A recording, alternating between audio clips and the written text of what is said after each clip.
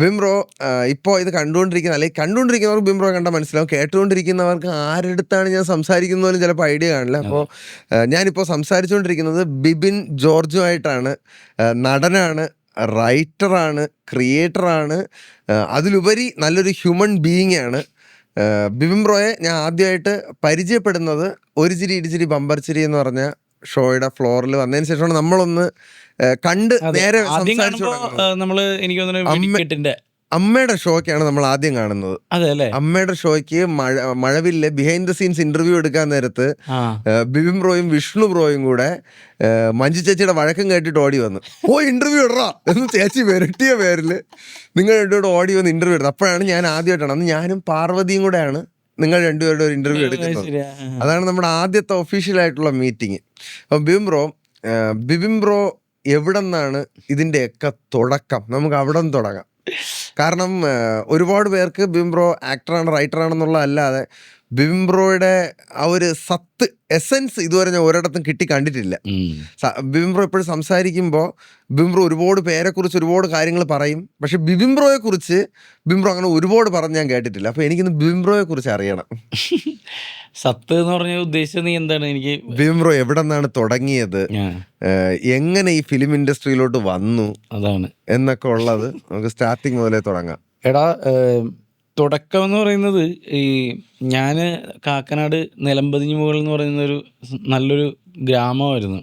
ഇപ്പോൾ ഇൻഫോ പാർക്കും പരിപാടികളൊക്കെ ആയിട്ടുള്ള ആ സ്മാർട്ട് സിറ്റി ഒക്കെ ഉള്ള ആ സ്ഥലമാണ് ഈ പറയുന്ന കാക്കനാട്. ഇൻഫോ പാർക്ക് ഇരിക്കുന്ന സ്ഥലം അതാണ് കാക്കനാട്. അപ്പോൾ ആ ഗ്രാമം എന്ന് പറയുന്നത് ഏറ്റവും ബ്യൂട്ടിഫുൾ ആയിട്ടുള്ള ഒരു നാടായിരുന്നു. കാണാനല്ല ഞാൻ പറയുന്നത്, ആളുകളുടെ രീതികളൊക്കെ ആയിരുന്നു ഞാൻ പറഞ്ഞത്. അത് എന്തുകൊണ്ടാണ് ബ്യൂട്ടിഫുൾ എന്ന് പറഞ്ഞു കഴിഞ്ഞാൽ എല്ലാ ജാതിക്കാരും കൂടി ഉണ്ടായിരുന്നൊരു, ഇപ്പം അത് ഭയങ്കര വണ്ടറായിട്ടാണ് ഞാനിപ്പോൾ പറയുന്നത്. അതാണ് നമ്മുടെ ഇപ്പോഴത്തെ കാലം. എന്ന് വെച്ചാൽ എൻ്റെ ഇപ്പുറത്തെ വീട്ടിൽ ഒരു മുസ്ലിം വീടായിരുന്നു, ഇപ്പുറത്തെ ഹിന്ദു ആയിരുന്നു. അപ്പം ഞങ്ങളുടെ ചെറുപ്പകാലം എന്ന് പറയുന്നത് മനോഹരമാക്കിയിരുന്നത് ഇപ്പോൾ ഞങ്ങൾക്ക് ഇപ്പോൾ ഈ പറയുന്ന പോലെ നബിദിനത്തിൻ്റെ അന്ന് നമ്മൾ കൊടി പിടിച്ചിട്ട് ബോലോ തക്ബീർ അല്ലാഹു അക്ബർ എന്നും പറഞ്ഞിട്ട് ജാഥയ്ക്ക് ഞങ്ങള് പോയിരുന്നു. ആ പള്ളിയിൽ നിന്ന് ഭക്ഷണം കഴിച്ചിരുന്നു. അതേപോലെ തന്നെ മൂലേക്കാവ് അമ്പലത്തിൽ ദേവീനെ കൊണ്ടുപോകുമ്പോൾ ഞങ്ങൾ തുള്ളി അങ്ങനത്തെ ഒരു ചെറുപ്പം ഞാൻ പറഞ്ഞ മനസ്സിലായ. അതുപോലെ തന്നെ മാർത്തോമ പള്ളി ഉണ്ടായിരുന്നു അവിടെയാണ് അന്ന് നിലമ്പഞ്ഞിക്കാരെല്ലാവരും മാർത്തോമയുടെ അന്ന് ഊണും ചിക്കൻ കറിയും കഴിച്ചിരുന്നത്. അന്നാണ് ചിക്കൻ കറിയൊക്കെ കഴിക്കുന്ന അവിടെ നിന്നാണ് ആദ്യമായിട്ടൊക്കെ. നമ്മള് വീട്ടിലുണ്ട് അന്നൊക്കെ അറിയാലോ, വർഷത്തിലൊരിക്കലൊക്കെ വീട്ടിലൊരു ചിക്കൻ കറി ഏതെങ്കിലും ബന്ധുക്കളൊക്കെ വരുമ്പോഴായിരിക്കും നമുക്കാകെ, അല്ലെങ്കിൽ വീട്ടിൽ മുട്ടായിരുന്നു വല്ല കോഴിയും ചാവണം. എന്റെ വീട്ടില് ആകെ ഉണ്ടായിരുന്ന കോഴി ഞാനായിരുന്നു, അത് ചത്തുമില്ല. അപ്പൊ ഈ പറയുന്ന അങ്ങനെ ഒരു നാടും അങ്ങനെ ഒരു നാട്ടിൽ നിന്നാണ് ഇതിന്റെ തുടക്കം. ഒരു കുഞ്ഞുനാളിൽ ഇത് ജനിച്ച് നമ്മൾ കുറച്ച് നാൾ കഴിയണമല്ലോ. എനിക്ക് ഇങ്ങനെ കാലിന് ചെറിയ പ്രശ്നമുണ്ടെന്ന് എനിക്ക് റെക്കഗ്നൈസ് ചെയ്യാൻ സമയമെടുത്തു. ഞാൻ ഒരു നോർമൽ കുട്ടിയായിട്ട് ജനിച്ചു വന്നു, കാരണം എൻ്റെ അപ്പനും അമ്മയും അത് തന്നെ അറിയിച്ചിട്ടില്ല. ഇങ്ങനെ വളർന്നു വന്നു. അപ്പം ഈ സ്കൂളിൽ പോയി തുടങ്ങിയ മുതൽ അപ്പം എന്നെ നേഴ്സറിയിലൊക്കെ എൻ്റെ അപ്പൂപ്പൻ എന്ന് പറഞ്ഞാൽ ആ നാട്ടിൽ രാജാവ് എന്നാണ് അറിയപ്പെട്ടിരുന്നത്. ഞാൻ രാജാവിൻ്റെ കൊച്ചുപോയിരുന്നു, എൻ്റെ അപ്പൻ രാജാവിന്റെ മകനെന്നും. അത് എന്തുകൊണ്ടാന്ന് പറഞ്ഞു കഴിഞ്ഞാൽ പുള്ളി രാജാവേണ്ടല്ല, പുള്ളി നമ്മുടെ ചവിട്ട് നാടകം എന്ന് പറയുന്ന കലയുടെ കൊച്ചിയിൽ ഏറ്റവും ഫേമസ് ആയിട്ടുള്ള ചവിട്ട് നാടക കലാകാരനായിരുന്നു എൻ്റെ അപ്പൂപ്പൻ.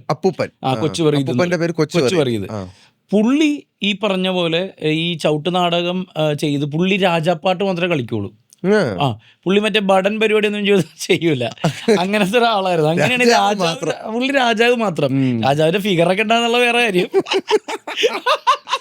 അപ്പൂപ്പനായോണ്ടാണ്. അപ്പൂപ്പ ഇപ്പൊ ഉണ്ടോ? ഇല്ലല്ലോ, മരിച്ചുപോയി. പക്ഷെ ആ രാജാവ്, അതങ്ങനെയാണ് രാജാവ് എന്നുള്ള പേര് പുള്ളിക്ക് വരുന്നത്. അപ്പൊ ആ പേര് തലമുറകൾ കൈമാറുകയും ചെയ്തെന്നുള്ളതാണ്. അതെ, രാജാവിന്റെ മകനായി, രാജാവിന്റെ കൊച്ചുമോനായി. അപ്പോ തുടക്കത്തില് ഏറ്റവും വലിയ രസകരമായിട്ടുള്ളൊരു കാര്യം എന്ന് പറഞ്ഞു കഴിഞ്ഞാല്, ഞാൻ ജനിച്ചിട്ട് കുറച്ച് കഴിഞ്ഞപ്പോ തന്നെ ഞാൻ മരിച്ചു പോയി എന്നുള്ള രീതിയിലൊരു വാർത്ത, അതായത് ഡോക്ടർമാരൊന്ന് കൈ ഒഴിഞ്ഞിട്ട്, കാരണം എനിക്ക് ജനിച്ചപ്പോഴേ എന്തൊക്കെയോ പ്രശ്നങ്ങളും,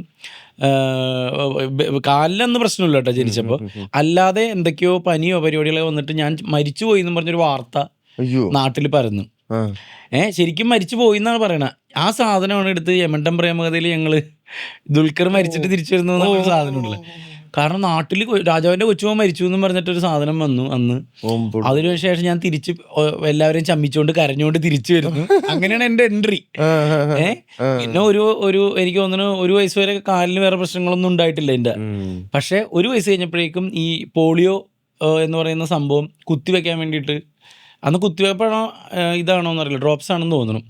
പക്ഷേ ഈ പോളിയോ ചെയ്യുമ്പോൾ ഒരു പ്രശ്നം എന്ന് പറഞ്ഞു കഴിഞ്ഞാൽ നമുക്ക് പനിയും കാര്യങ്ങളൊന്നും ഉണ്ടാവാൻ പാടില്ല. പനി ഉണ്ടെങ്കിൽ അത് കാരണം നമുക്ക് കൊറോണ കുത്തിവെക്കുന്ന പോലെ തന്നെയാണല്ലോ ഇത്, പോളിയോടെ തന്നെയാണ് ആന്റിവൈറസ് ചെയ്യുന്നത്. അപ്പം അങ്ങനെയാണ് 1 വയസ്സിലാണ് എൻ്റെ കാല് ഇങ്ങനെ ഇപ്പോഴത്തെ അവസ്ഥയിലേക്ക് ആകുന്നത്. അതുവരെ നടക്കുന്ന കുട്ടിയായിരുന്നു ഞാൻ. അമ്മച്ചി എപ്പോഴും പറയും, അമ്മച്ചി ഇങ്ങനെ എടുത്ത് വെക്കുമ്പോൾ അമ്മച്ചിയുടെ ചവിട്ടുന്ന കാര്യം അമ്മച്ചി എപ്പോഴും പറയും. കാരണം എൻ്റെ കൂടെ എൻ്റെ ഒരു കൂട്ടുകാരനുണ്ട് ബിനീഷ് എന്ന് പറഞ്ഞിട്ട്, അവനെയും കൊണ്ടുവന്നു. അവനും ഇതേ മരുന്ന് തന്നെ കൊടുത്തു, അവനൊരു കുഴപ്പമില്ല ഇതുവരെ. അത് എല്ലാവർക്കും എനിക്ക് തോന്നുന്നത് മരുന്നിന്റെ ഫോൾട്ടാണ്. മരുന്നിന്റെ ഫോൾട്ടല്ല, ആ സമയത്ത് നമ്മുടെ ഹെൽത്ത് ഇഷ്യൂ ഒക്കെ ആണെങ്കിൽ പനിയുള്ളപ്പോൾ എടുക്കരുതെന്നൊക്കെ പറഞ്ഞിട്ടുണ്ടെന്ന് പിന്നീട് ഞാൻ അതറിഞ്ഞു. ഇന്നത്തെ കാലത്താണെങ്കിൽ അത് വൈറലാണ്, പ്രശ്നമാക്കിയാണ് ആളുകൾ. പിന്നെ ഇന്നത്തെ കാലത്താണെങ്കിൽ ആ എടുത്തവരും നിന്നവരും അടുത്തുകൂടെ പോയവരും ഒക്കെ കയറിപ്പോയേനെ. കാരണം ഈ അന്നെന്ന് പറഞ്ഞ പാവം നമ്മുടെ വിദ്യാഭ്യാസം ഇല്ലാത്ത അച്ഛനും അമ്മയും ചിന്തിക്കണം എന്താണെന്ന് അറിയോ, അവരുടെ വിധിയായിട്ടും അവർക്ക് ദൈവം തന്ന ശിക്ഷയായിട്ടൊക്കെ ആയിരിക്കും അവർ വേണമെങ്കിൽ വിചാരിക്കുക. ഞാൻ പിന്നീട് അത് ആലോചിച്ചിട്ടുണ്ട്. അങ്ങനെയൊക്കെ സംഭവിക്കുമ്പോൾ അവരൊക്കെ ഒരുപാട് വിഷമിച്ചു പോകും. അത് ജീവിതകാലം മുഴുവനല്ലടാ അവരുടെ വേദന. ഇപ്പം നമ്മളിവിടെ നിന്ന് ഇരിക്കുമ്പോഴും അമ്മച്ചി ഇപ്പം വീട്ടിലുണ്ടെങ്കിൽ അമ്മച്ചി ചിന്തിക്കണം അവന് കാലുവേദന ഉണ്ടാവോ എന്നുള്ള ഈ വേദന. പിന്നെ ഏറ്റവും ഞാൻ അന്ന് നമ്മുടെ ബെമ്പർശ്ശേരിയിൽ തന്നെ ഒരു ചേച്ചിയോട് പറഞ്ഞില്ല, ഏറ്റവും ക്ഷമയുള്ള പ്രിഷ്യസ് ആയിട്ടുള്ള ആളുകൾക്ക് മാത്രമേ ദൈവം അങ്ങനെ ഡിസേബിൾ ആയിട്ടുള്ള കുട്ടികളെ കൊടുക്കുള്ളൂ. കാരണം അത്രയും പേഷ്യൻ വേണം അവർക്ക്. അപ്പം അങ്ങനെ ഞാൻ കുഞ്ഞിലെ അങ്ങനെ പിന്നെ കുറച്ച് കഴിഞ്ഞ് നേഴ്സറിയിലൊക്കെ എൻ്റെ അപ്പൂപ്പൻ എന്നെ എടുത്തുകൊണ്ടാണ്, ഈ രാജാവ് എന്ന് പറഞ്ഞ അപ്പൂപ്പൻ എന്നെ എടുത്തുകൊണ്ടാണ് നേഴ്സറി കൊണ്ടുപോകുന്നത്. അതുപോലെ 1ാം ക്ലാസ്സിൽ. സ്കൂളിൽ ചെന്ന് കഴിഞ്ഞപ്പോഴാണ് സത്യത്തിൽ ഈ ആദ്യമായിട്ട് എനിക്ക് ഈ ഒരു വിളിയിൽ ഞാൻ തിരിച്ചറിയാണ് അതെന്താണ് അങ്ങനെ. ഏതൊരു കൂട്ടുകാരന്മാര്, ഞാൻ ഈ പറഞ്ഞ പറച്ചിൽ അന്നും ഉണ്ടല്ലോടാ, ഞാൻ അങ്ങോട്ട് കൗണ്ടർ പറയും. അപ്പൊ തിരിച്ചു പറയാൻ പറ്റാത്തതിന് പകരം അവര് എന്റെ ഇരട്ടപ്പേര് വിളിച്ചിട്ടാണ് എന്നെ സംബോധന ചെയ്തത്. ഇരട്ടപ്പേര് എന്തായാലും പറയാൻ പറ്റുമോ? ഞൊണ്ടൻ എന്ന് പറഞ്ഞിട്ട് അന്ന് അച്ചക്ക് പറയുമായിരുന്നു. പണ്ട് ഇങ്ങനെ ബോഡി ഷേമിങ് അത് ചട്ടുകാലം എന്നൊന്നുമല്ല, എനിക്ക് ഇപ്പോഴും ഓർമ്മയുണ്ട്. ഞൊണ്ടൻ എന്ന് പറഞ്ഞാൽ വിളിച്ചത്. അപ്പൊ ഈ ഞൊണ്ടൻ എന്ന് പറഞ്ഞപ്പോ ഞാൻ വിചാരിച്ചത് എന്താണെന്ന് വെച്ചാൽ ഞാൻ അമ്മച്ചിയുടെ അടുത്ത് പോയി അമ്മച്ചീനോടും അപ്പച്ചനോടൊക്കെ ചോദിച്ചപ്പോൾ അതൊന്നുമില്ലടാ ഒന്നുമില്ലെന്ന് പറഞ്ഞാൽ അവരിന്നവരെ എന്നോട് ഇത് പറഞ്ഞിട്ടില്ല, എനിക്ക് വയ്യെന്നുള്ള കാര്യം. പക്ഷെ പതുക്കെ ഞാൻ റിയലൈസ് ചെയ്ത് തുടങ്ങി ഇങ്ങനെ ഒരു എൻ്റെ നടത്തത്തിനൊരു പ്രശ്നമുണ്ടെന്നും ഇതാണെന്നും. പിന്നെ എനിക്ക് കാല് വേദന എടുക്കുമല്ലോടാ, നോർമൽ കുട്ടികളെ പോലെയല്ല. അപ്പൊ അവരുടെ കൂടെ ഫുൾ കളിയാണ് ഞാൻ അന്ന് ഓട്ടം ചാട്ടം ക്രിക്കറ്റ് കളിയൊക്കെ ഉണ്ട് ഇവരുടെ ഒപ്പം തന്നെ. പക്ഷെ ഇവരുടെ ഒപ്പം എത്താൻ പറ്റാറില്ല. അങ്ങനെ ഒരു തവണ പിന്നെ എനിക്കിത് മനസ്സിലായി തുടങ്ങിയപ്പോൾ ഞാൻ ഇല്ല ഇതിലൊന്ന് പിടിച്ച് നിൽക്കണം എന്നുള്ളൊരിതില്ല. അപ്പം ഞങ്ങൾക്ക് അന്ന് സ്കൂളിൽ ഒരു ഓട്ട മത്സരം നടന്നുകൊണ്ടിരിക്കുകയായിരുന്നു. അപ്പം അന്ന് ഹോം ഓഫ് ഫെയ്ത്ത് എന്ന് പറയുന്ന ചിറ്റേത്തിരയിലുള്ളൊരു ഡിസേബിൾ ആയിട്ടുള്ള ആളുകളുടെ ഒരു സെൻറ്റർ ഉണ്ടായി. അപ്പം അവിടെ നിന്ന് കുട്ടികൾ പഠിക്കുന്നുണ്ടായി. അപ്പം അങ്ങനെയുള്ള കുട്ടികൾക്ക് വേറൊരു മത്സരം, മറ്റ് സാധാരണ പിള്ളേർക്ക് ഒരു മത്സരം, അങ്ങനെയാണ്. അവിടെ വർഷങ്ങളായിട്ട് അതാണ് സിസ്റ്റം.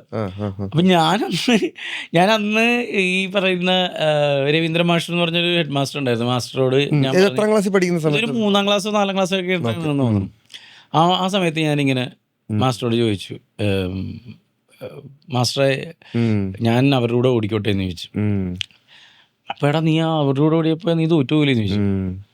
അപ്പം ഞാൻ പറഞ്ഞു, മാസ്റ്ററെ തോറ്റുപോയാലും ഞാൻ എന്തായാലും ഇനി അവരുടെ കൂടെയൊക്കെ തന്നെ ഓടേണ്ടത്, നമുക്കിത് സെപ്പറേറ്റ് ഒരു ലോകമൊന്നും ഇല്ലല്ലോ, ജീവിക്കേണ്ടത് അവരുടെ കൂടെ തന്നെയാണ്. ഈ വാക്കല്ല പറഞ്ഞെങ്കിൽ പോലും അന്നത്തെ ആ കൊച്ചിന്റെ പക്വതയിൽ ഞാൻ എന്താ പറഞ്ഞത് അത് തന്നെ, എസൻസ് ഇതാണ് പറഞ്ഞത്. അതായത് എനിക്ക് അവരോട് കുഴപ്പമില്ല തോറ്റോട്ടെ എന്ന് പറഞ്ഞു. അങ്ങനെ അവരുടെ കൂടെ ഓടാൻ തുടങ്ങി. ഞാൻ ഓടി അത് തോറ്റുപോയി, പകുതി പോലും എത്തൂല, പക്ഷെ ഓടി. അന്ന് തുടങ്ങിയിട്ട് എൻ്റെ ഉള്ളിൽ ഈ പറഞ്ഞ പോലെ ഇവരുടെയൊക്കെ ഒപ്പം എത്തണം എന്നുള്ളൊരു സാധനം ബോഡിയിൽ കിടപ്പുണ്ടായി. അപ്പോൾ അതിൻ്റെ ഒരു സ്പീഡ് എനിക്ക് മൊത്തത്തിൽ ഇപ്പോഴും ഉണ്ട്. എൻ്റെ സംസാരത്തിലുണ്ട്, നീ ശ്രദ്ധിച്ചറിയാം, എൻ്റെ നടത്തത്തിലുണ്ട്, എല്ലാത്തിലും ഒരു സ്പീഡുണ്ട്. കാണുന്നവന് ഞാൻ ബസ്സൊക്കെ കയറണ, പണ്ട് ഞാൻ ബസ് കയറണ പേടിക്കുമായിരുന്നു. കാരണം എല്ലാവരും വേഗം ഇപ്പൊ വീഴുമെന്ന് വിചാരിക്കും, ഓടിച്ചെന്ന് കയറും. ഞാൻ ഈ സ്പീഡ് കൂടുതലായിരുന്നു എല്ലാത്തിനും. അപ്പൊ അങ്ങനെ നമ്മൾ ഹൈപ്പർ എന്ന് പറയൂലടാ, ആ അവസ്ഥയിലേക്കായി ഞാൻ. ആക്ച്വലി ഞാൻ ഭയങ്കര ഹൈപ്പർ ഒന്നും അല്ലായിരുന്നു. ഈ ഒരു നമ്മുടെ മൈൻഡിലില്ല ഇവരൊപ്പം എത്തണം എന്നുള്ള സാധനം ഇപ്പോഴും എനിക്കത് മനസ്സിൽ കയറാം. അത് ഭയങ്കരമായിട്ടുണ്ട്. ചില സാധനങ്ങൾ നമ്മുടെ മനസ്സിൽ രജിസ്റ്റർ ആയി കഴിഞ്ഞാൽ ഉണ്ടല്ലോ, അത് നമ്മുടെ ക്യാരക്ടറിന്റെ ഒരു ഭാഗമായിട്ട് അങ്ങ് മാറും. തോറ്റു കൊടുക്കാൻ മനസ്സില്ല എന്ന് ഒരു പ്രാവശ്യം നമ്മൾ മനസ്സിൽ ഉറപ്പിച്ചു കഴിഞ്ഞാൽ പിന്നെ ഒരു തിരിച്ചു പോകും. നമ്മൾ തോക്കൂല, വന്നാലും തോക്കൂല, അത്രേ ഉള്ളൂ. അപ്പൊ അങ്ങനെ മുന്നോട്ട് പോയി. അപ്പൊ ആ സമയത്ത് എൻ്റെ കയ്യിലുള്ള ആകെയുള്ള ഒരു പരിപാടി എന്ന് പറഞ്ഞു കഴിഞ്ഞാൽ പാട്ടാണ്. ബ്യൂട്ടിഫുൾ ആയിട്ട് പാട്ട് പാടുന്ന ഒരാളോടാണ് ബിബിൻ ബ്രോ. അത് എനിക്ക് ഭയങ്കര ഇഷ്ടമാണ്. അപ്പൊ ഈ പാട്ട് നമ്മുടെ കയ്യിലുള്ളതാണ് ആകെ ഉള്ളത് കേട്ടോ. അന്ന് എനിക്ക് വേറൊരു ടാലന്റ് ഉണ്ടെന്നോ പരിപാടിയൊന്നുമില്ല, ആകെ പാട്ട് പാടും. എല്ലാ കല്യാണ വീട്ടുകളിലൊക്കെ സ്ഥിരം പാട്ടുകാരനാണ് ഞാൻ. എന്ന് വെച്ചാൽ അപ്പൊ കല്യാണ വീട്ടിലൊക്കെ ഭയങ്കര കൗതുകോടാ. എന്നെ പോലൊരു കൊച്ചു വന്നിരുന്ന് വെഞ്ചിലൊക്കെ അടിച്ചിങ്ങനെ പാട്ടൊക്കെ പാടുകയാണ്. അത് ഭയങ്കര കൗതുകമായിരുന്നു. പിന്നെ ഈ അന്നൊക്കെ സോഷ്യൽ മീഡിയ ഇതൊക്കെ വൈറൽ സാധനമാ. ഇപ്പോഴേ ഏതെങ്കിലും പിള്ളേർ തട്ടിപ്പാടി അതൊക്കെ വൈറലായിരുന്നു കേട്ടാ. പിന്നെ ഈ പാട്ട് എനിക്ക് പാരയായി തുടങ്ങി. എന്താ എടാ എല്ലാവരും സിമ്പതിയോടെ നോക്കണേ. മനസ്സിലായോ? പാട്ടിന് അങ്ങനെ പ്രശ്നമുണ്ട്. നമ്മൾ പോകുമ്പോൾ ആളുകൾ പാട്ട് ആസ്വദിക്കുന്നതിലും ഇതിലായിട്ട് എൻ്റെ വയ്യായ്മ ആസ്വദിക്കാൻ തുടങ്ങി. ആസ്വദിക്കാനല്ല, അവർക്ക് സിമ്പതി എന്ന് പറയുന്നത് സത്യത്തിൽ ഭയങ്കര വേദന അനുഭവിപ്പിക്കുന്ന ഒരു സാധനമാണ്. നമ്മളെ വീണ്ടും വീണ്ടും നമ്മുടെ പാടുകേട് ഓർമ്മപ്പെടുത്തുന്ന എഗ്രി ചെയ്യുന്നൊരു കാര്യമാണ് ബ്രോ. എന്താണെന്നറിയോ, ഈ ഒരു ചെറിയൊരു എക്സാമ്പിളാണ്. ഈ ഇടയ്ക്ക് ഞാൻ ആലപ്പുഴ ഒരു കൂട്ടുകാരൻ്റെ വീട്ടിലോട്ട് പോയി. അപ്പോൾ അവിടെ ചെന്ന് ഒരു ആറ്റി ചാടി കുളിച്ചിട്ട് തിരിച്ചു പറഞ്ഞ വഴിക്ക് കുറേ പിള്ളേർ നിൽപ്പുണ്ടായിരുന്നു. പിള്ളേരുടെ അടുത്ത് എല്ലായിടത്തും പേര് ചോദിച്ചപ്പോൾ ഒരുത്തൻ്റെ അടുത്ത് ചോദിച്ചപ്പോൾ സംസാരിക്കുന്നില്ല. ചേട്ടാ നിൻ്റെ അടുത്ത് എന്താ ചെവി ഇടണം, എനിക്ക് സംസാരിച്ചിട്ടെന്ന് ചോദിച്ചപ്പോൾ സൈഡിൽ നിന്ന് പയ്യൻ പറഞ്ഞ് അവന് ചെവിയും കേട്ടിട്ടാ, ചെവി കേൾക്കാം, അവന് സംസാരിക്കാൻ പറ്റില്ല കേട്ടോ എന്ന് പറഞ്ഞു. അപ്പം ഞാൻ പെട്ടെന്ന് മനസ്സിലായി, അയ്യോ ഇന്ന് ആയിപ്പോയെങ്കിൽ പോലും ഞാൻ പക്ക നോർമലായിട്ട് അവനോട് സംസാരിച്ച്.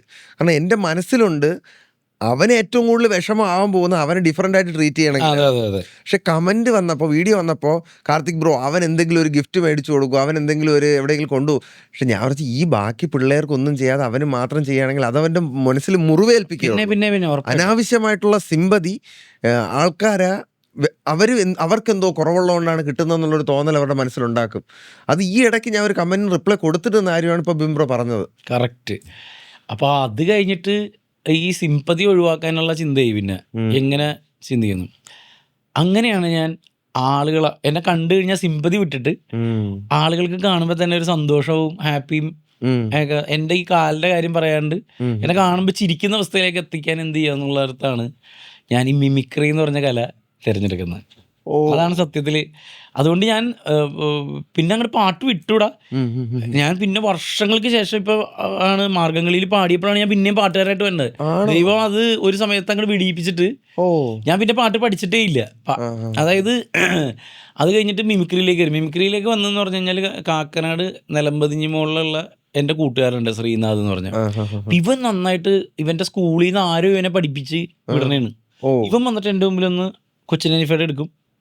എനിക്കിപ്പോഴും ഓർമ്മയുണ്ട് അവൻ ആദ്യം പഠിപ്പിച്ച ഡയലോഗ് സേതുമാധവനെ കള്ളുടിക്കുക കാശ എന്ന് പറഞ്ഞ കൊച്ചിൻ ഹനീഫയുടെ സൗണ്ടാണ് അവനത്. അത് ഞാനും പഠിച്ച് ആദ്യമായിട്ട് പഠിക്കുന്ന സൗണ്ട്. അവൻ പഠിപ്പിച്ചെന്ന സാധനമാണ് ഞാൻ ആദ്യമായിട്ട് പഠിക്കുന്നത്. ഇവനെ പക്ഷെ ഇവനൊരു വലിയൊരു ഗുരു ഉണ്ട് ഇവന്റെ സ്കൂളിൽ. അവനെ കണ്ടാണ് ഇവൻ പഠിച്ചിട്ട് വന്നത്. ഇവനെ കണ്ടാണ് ആ ഗുരുവിന്റെ പേരാണ് മിസ്റ്റർ വിഷ്ണു ഉണ്ണികൃഷ്ണൻ. കണക്ഷനാണ് ഇതൊക്കെ. വിഷ്ണു ആണ് ഇവന്റെ ഗുരു. വിഷ്ണു കാണിക്കണത് വിഷ്ണു മറ്റേ ചെറിയ രീതിയിൽ അവന് ഈ പറഞ്ഞ പോലെ ചെറിയൊരു പയ്യനാണ്. അവൻ ഇത് കാണിക്കുമ്പോൾ ഭയങ്കര കൗതുകമായിരുന്നു. അപ്പൊ ഈ വിഷ്ണുവിനെ പറ്റി ഇങ്ങനെ ഇവൻ പറഞ്ഞാണ് അറിയുന്നത്. അങ്ങനെയാണ് മിമിക്രിയിലേക്ക് ഞാൻ ആദ്യമായിട്ട് കാലെടുത്ത് വെക്കുന്ന. പിന്നെ കുറെ സൗണ്ട് കൊച്ചിൻ ഹനീഫയുടെ സൗണ്ടാണ് ഞാൻ അനുകരിക്കാൻ ശ്രമിച്ചത്. പക്ഷെ ആദ്യം സ്റ്റേജ് ചെയ്തത് എനിക്ക് തോന്നുന്നു കൃഷ്ണൻകുട്ടി നായരെയും പ്രേം നസീറിനെയാണ് ഞാൻ. ഇതൊക്കെ ഇപ്പൊ എടുക്കാൻ പറ്റുമോ ബ്രോ? അയ്യോ എനിക്ക് ഓർമ്മയില്ല. എന്നാലും കൊച്ചിൻ ഹനീഫയുടെ ഇപ്പൊ എടുക്കാൻ പറ്റുമോ? കൊച്ചിൻ ഹനീഫയുടെ ഞാൻ ഇപ്പൊ എടുത്തില്ലേ. പിള്ളേര് കണി കാണിച്ചത് കേട്ട് എന്തെങ്കിലും കാണിച്ചത് വൃത്തികേട് എന്നവർ ഉമ്മറം കാണിച്ച് നാളെ പിന്നാമ്പറം കാണിച്ചല്ലേ ഉസ്തല്ലേ എന്ന് പറഞ്ഞ സാധനമായിരുന്നു. ഇത് മീശമാധവ ഡയലോഗാ. ആദ്യം പറഞ്ഞ ഡയലോഗ് ഞാൻ പറഞ്ഞില്ലേ, സേതുമാധവന്റെ കള്ളുടിക്കുക കാശ, ആ സാധനം. പിന്നെ കൃഷ്ണൻകുട്ടിയാരുടെ നിന്നോടാര് പറഞ്ഞു എന്റെ വീട്ടിൽ ആ സാധനം. പ്രേം നസീറിന്റെ ഈ പറയുന്ന പോലെ മണ്ടിപ്പെണ്ണെ അങ്ങനത്തെ പരിപാടികളൊക്കെ ആയിരുന്നു. അപ്പൊ ഇത് പതുക്കെ ഞാനും ശ്രീനാഥും കൂടി ആദ്യമായിട്ട് യുവതാര ക്ലബ്ബ് എന്ന് പറഞ്ഞിട്ട് ഞങ്ങളുടെ ഒരു സാംസ്കാരിക ക്ലബ്ബ് ഉണ്ടായിരുന്നു. അതൊക്കെ നമ്മുടെ വളർച്ചയുടെ ഭാഗങ്ങളാണ് കേട്ടോ. അത് ഭയങ്കര സന്തോഷമാണ് അവിടെയൊക്കെ ഓർക്കുക തന്നെ. Yuvathara arts and sports club നിലമ്പതിഞ്ഞ മുകളിൽ അവരാണ് ആദ്യമായിട്ടൊരു പരിപാടി സ്റ്റേജ് കയറ്റുന്നത്. അന്നത്തെ പരിപാടി വൻ വിജയമായി. അതോടുകൂടി നാട്ടിൽ ഈ പറഞ്ഞ മിമിക്രിക്കാരൻ എന്നുള്ള പേര് ഇന്നത്തെ പോലെ അല്ല, അന്ന് അത് കത്തി വരുന്ന സമയമുള്ളൂ. മിമിക്രിയുടെ പീക്കാണ്.